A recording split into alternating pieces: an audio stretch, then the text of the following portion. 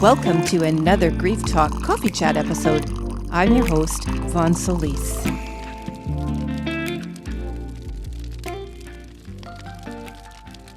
Welcome to another Divine Healing Coaching episode. Today I'm going to be sharing with you how finding just one small joy a day can change your grief experience. So the other day I was actually speaking with an upcoming guest on my show, and we were talking about joy. Finding joy and the impact of that, how it's different from gratitude, and how it has impacted her in her own bereavement, which I will say is a different type of bereavement than mine as a mom who lost her daughter to suicide. So I am a bereaved mom, but the more I listened to her and the more we talked, I started to practice finding joy, just one little joy a day. I mean, I'm at the stage 18 years later that I can find more joys per day, but understanding the impact of grief at any stage that can knock us down, anniversaries, sometimes seasons. I've talked about how weather can actually be a trigger for a sudden death.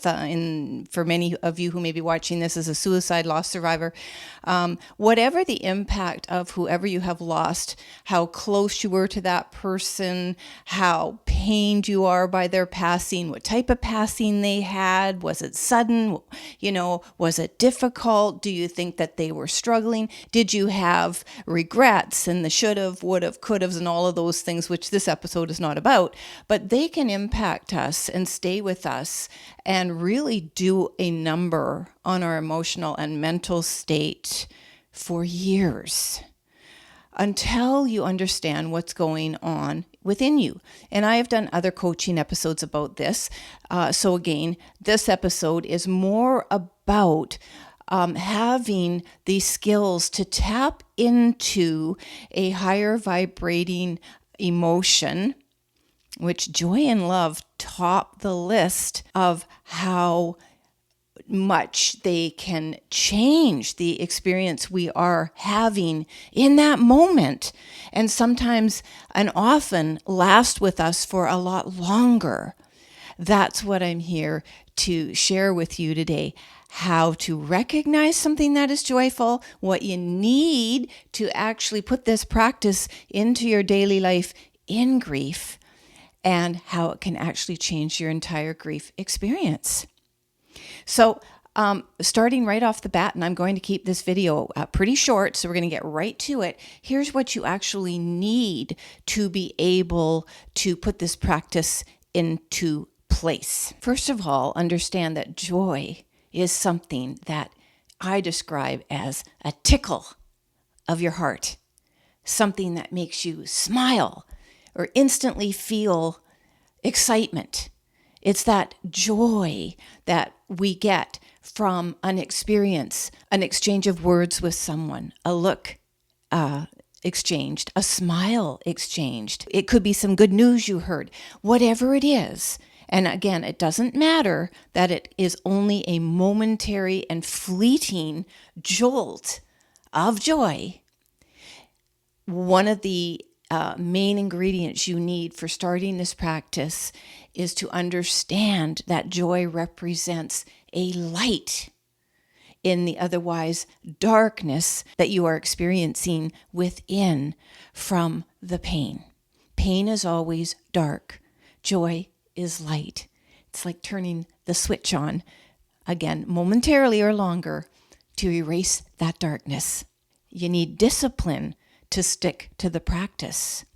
You need will to want to do the practice and experience something different in the pain you have otherwise probably become used to.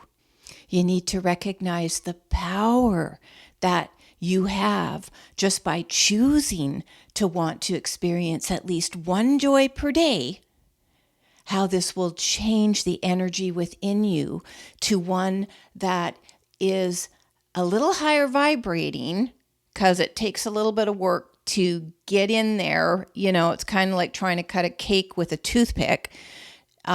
But the more often that you tap into a higher vibrating energy, joy again with love being at the top of this vibrating type of light healing energy, the more you tap into that, the further the light is going to spread within you.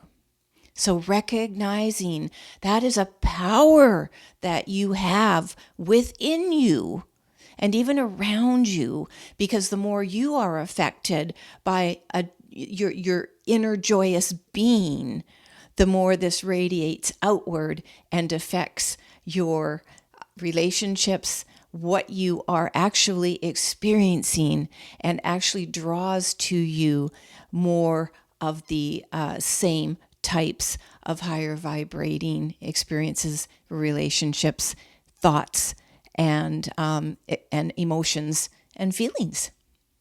So understanding and owning the change, this being another key ingredient, the change that you are willing to be responsible for, to create, to sustain, to embrace, to accept.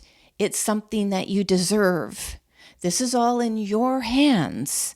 And the more that you understand the change and transformation you want from a slight shift in your energy on a daily basis, the more you are going to shift your energy and your experience in grief. Now, again, my definition of joy, as I said, is something that just tickles your heart. Oh, that felt good. And there are any number of situations throughout a day that could be a catalyst for you switching your mindset to ultimately see your glass as half full rather than half empty all the time. And some of this may be our inherent disposition and the way we're kind of wired to look at life.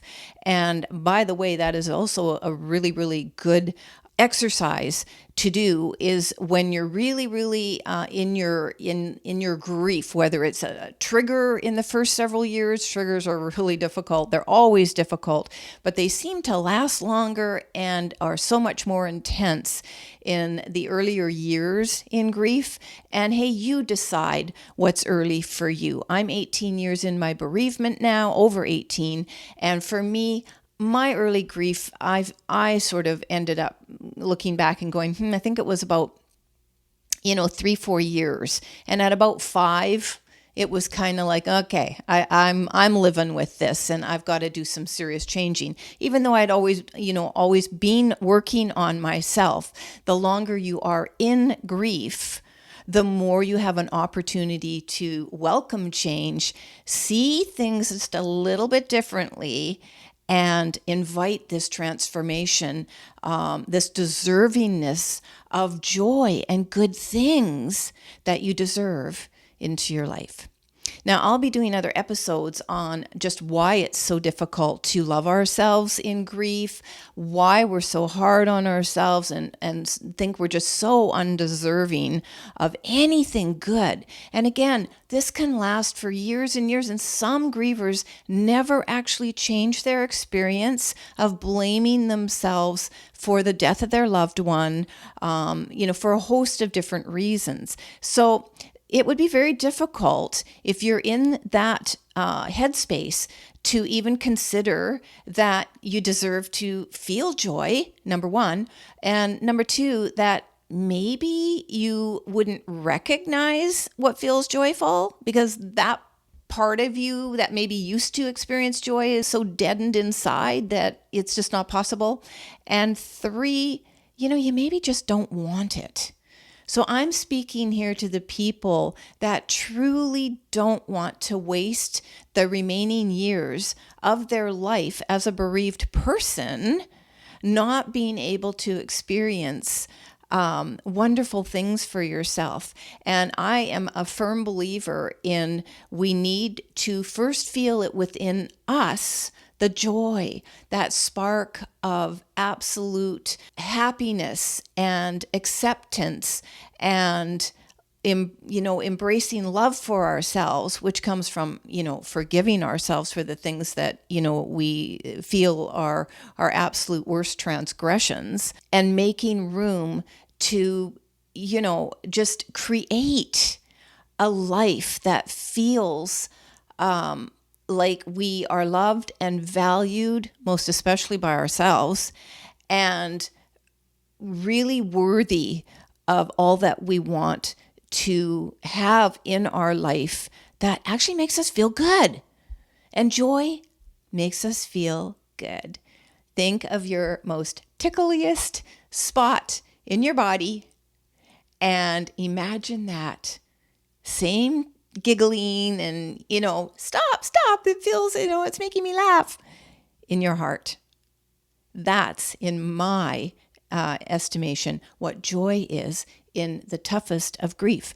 And when we recognize these moments that we are experiencing this, when it first starts to happen, we might chastise ourselves and go, no, that doesn't feel good. I'm not supposed to feel that. And we may not even understand why we think we shouldn't be feeling that. Again, mostly in our earlier grief, but it can be 20, 30 years on, still stuck in that pain cycle where I just don't deserve this. I don't know how to feel this. I really don't think I want to feel this. And even if I do want to feel this, it's just not possible. And so, yes, it is. Yes, it is. And I'm so thankful for this guest that was on my show, which she's going to be appearing in the new year, who speaks about joy. And I'm so glad that I was willing to consider the ideas of someone else who hadn't or hasn't experienced the same bereavement, the same loss as me, not making one worse than the other, but child loss and really difficult deaths, suicide.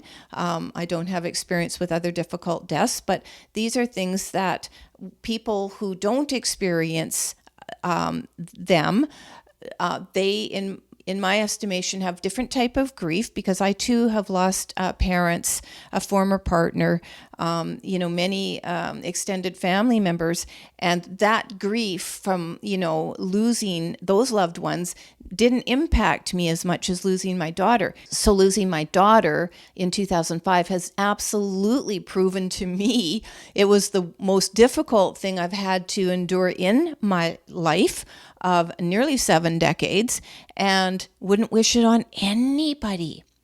Other deaths like losing your spouse.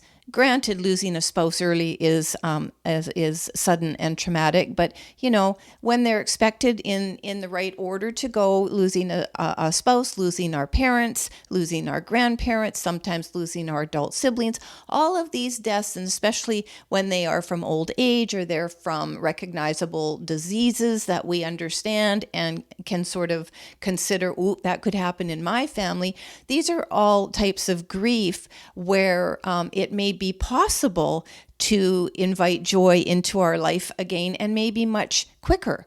But for those of you, and including me, that have been severely challenged by something a little bit, more than we can really take on, it has to become a disciplined practice, and especially on the days that are just basically too dark to even consider. Your experience can be different, at least on that day. So imagine the tickle, feel the tickle, and use it to help change your entire grief experience. I would really encourage you to get a little notebook, nothing too cumbersome, but whatever speaks to you, as a little journal, a notebook, and record at least one joy per day. You can definitely record more, but make sure it's in response to something that gave you that tickle. And guaranteed, when you write it down, you will remember it all day and use it and hold on to it so that you can look at it the next day, 24 hours later, and remember, oh, that gave me my tickle yesterday. Don't try to force it. If the tickle is just kind of a little bit like a quick feather touch for today, then that's okay. What you're doing is just training your brain and your mind to recognize and appreciate this joy, which makes room for it and you to recognize further joys, even if it's like, I really, really tasted my cup of tea this morning. You'll have to think about what it is for yourself, especially wherever you are in your pain. But as I said, I encourage you to write down one joy per day until you want to write down even more, but one is sufficient just to get you started on this practice. The last thing I want to say about this is joy is different from gratitude. And for a number of years, many, many years ago now, maybe around 2007, I started talking about and writing about in my first book, Divine Healing, gratitude, feeling gratitude, and actually how gratitude can bring you joy. And I actually still believe that is true. But when I think about gratitude and I think about joy all these years later, in fact, they are two different things. So gratitude is something that we're very thankful for. And so I'll use the example of I am extremely grateful and feel enormous gratitude that I have a roof over my head, heat to warm me in the winter, a loving family, right? And some security. Super grateful for all of that. But that in and of itself is not tickling my heart. So when I have those things that transpire in my day, that felt great. Tickle. That is helping me now, 18 years later, form a picture of what either remains or has become more meaningful to me at this stage in my life and what I'm experiencing, the current situation I'm experiencing today. And I'm using this as a compass to envision my basically immediate future and longer term future. So I'm not suggesting that the joy piece is necessarily going to change your whole entire life overnight. It's not. But for those of us that have lost or did lose the ability to dream and are trying to dream again, which you need to envision what you want, what you're capable of, the life you want to be living, the situations you want to be creating, the environment you want to be in, the relationships you want to either improve or create, you do benefit from creating all this and having it basically manifest into your life much quicker and with the desired results you're really looking for when this intention and this knowing and this envisioning and this imagining and all of this dreaming comes from a place of joy. It's very difficult to see anything in pain and suffering.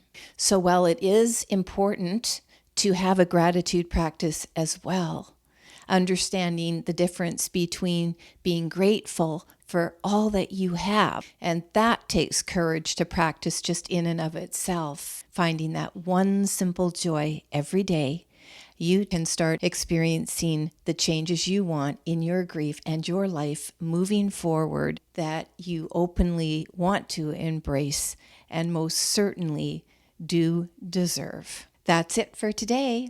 Thanks for watching. Thanks for listening. Until next time.